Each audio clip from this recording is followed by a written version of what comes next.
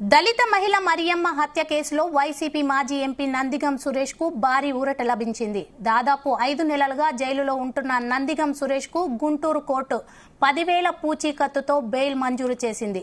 అప్పట్లో 2 తెలుగు రాష్ట్రాల్లో మరియమ్మ కేసు సంచలనం సృష్టించింది. 2020లో తూళ్లూరు మండలానికి చెందిన దళిత మహిళ మరియమ్మపై సురేష్ అనుచరులు దాడి చేశారు. తనకు రావాల్సిన పెన్షన్ను నిలిపివేయడంతో పాటు ఇల్లు ఇస్తామని చెప్పి ఇవ్వలేదని మాజీ సీఎం వైఎస్ జగన్మోహన్ రెడ్డిని మరియమ్మ దూషించింది.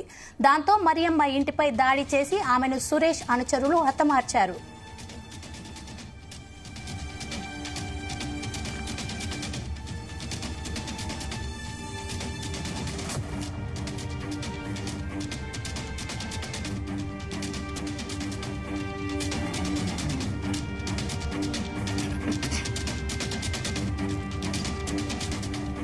ఇక ఇదే అంశంపై మరిన్ని డీటెయిల్స్ వరంగల్ రిపోర్టర్ యశ్వంత్ అందిస్తారు.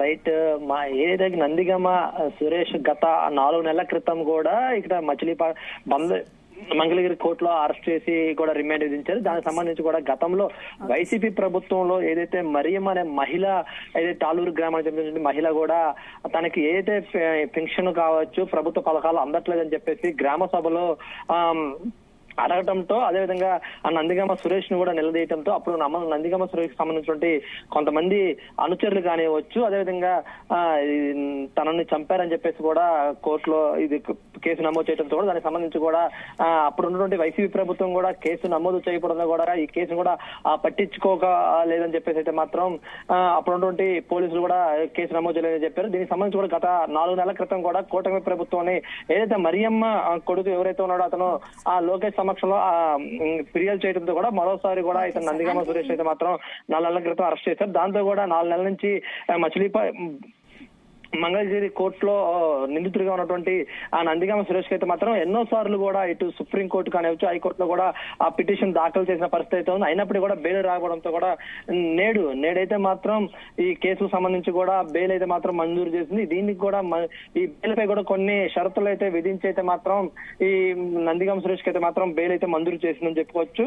మనం ప్రధానంగా చూసినట్లయితే మాత్రం 10,000 రూపాయలు అయితే మాత్రం పూచీకత్తు సమర్పించాలి. అదేవిధంగా పోలీసులు ఎప్పుడైతే విచారణకి హాజరు ఉంటారో ఆ విచారణకు కూడా హాజరు కావాలని చెప్పేసి అయితే మాత్రం కూడా ఇటు కోర్టు అయితే మాత్రం కొన్ని విధుల షరతులతో మాత్రం అయితే బెయిల్ మంజూరు చేసి చెప్పుకోవచ్చు.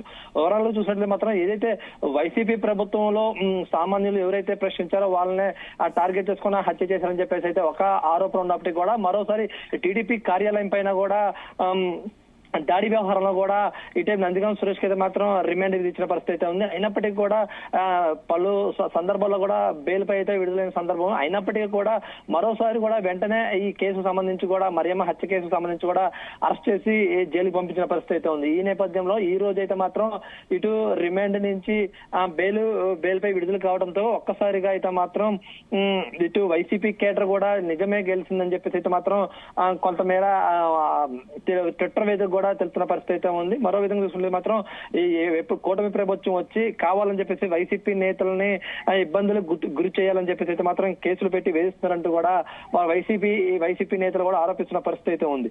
మనం ఈ కేసులో ప్రధానంగా చూసుకున్నట్లయితే మాత్రం ఏదైతే టీడీపీ పార్టీ కార్యాలయం ధ్వంసం ఏదైతే ఉందో సెప్టెంబర్ 4వ తేదీన కూడా ఇటువైపు సురేష్ ను సిఐడి అధికారులు కూడా అరెస్ట్ చేసిన పరిస్థితి అయితే ఉంది. అదేవిధంగా మరియమ్మ హత్య కేసులో కూడా గత సంవత్సరం 2023 అక్టోబర్ 7వ తేదీన కూడా వారెంట్ పీటీ వారెంట్ పై అయితే మాత్రం మరోసారి అరెస్ట్ చేసిన సందర్భం అవుతుంది. ఈ నెల 7వ తేదీన కూడా సుప్రీం కోర్టులో కూడా బెయిల్ పై విడుదల చేయాలంటూ చెప్పేసి కూడా హైకోర్టుకి కూడా బెయిల్ పిటిషన్ దాఖలు చేసిన పరిస్థితి అయితే ఉంది. దీంతో కూడా ఇప్పుడు గుంటూరు జిల్లా 4వ కోర్టు ఏదైతే ఉందో దాని తరఫున కూడా సురేష్ తరఫున బెయిల్ అయితే న్యాయవాది తునికొండ చిరంజీవి కూడా ఈ బెయిల్ పిటిషన్ దాఖలు చేశారు. దాంతో కూడా ఈ నేడు ఇలా ఈ రోజు అయితే మాత్రం బెయిల్ అయితే ఇచ్చారు. దీనికి కూడా సమర్పించు 10,000 చొప్పున 2 పూచీకత్తులు అయితే మాత్రం కోర్టు కోరింది. దీంతో కూడా కోర్టు అయితే మాత్రం ఈ 2 ఇచ్చిన తర్వాత అయితే మాత్రం చేశారు. ఇప్పటికైతే మాత్రం బెయిల్ కు సంబంధించినటువంటి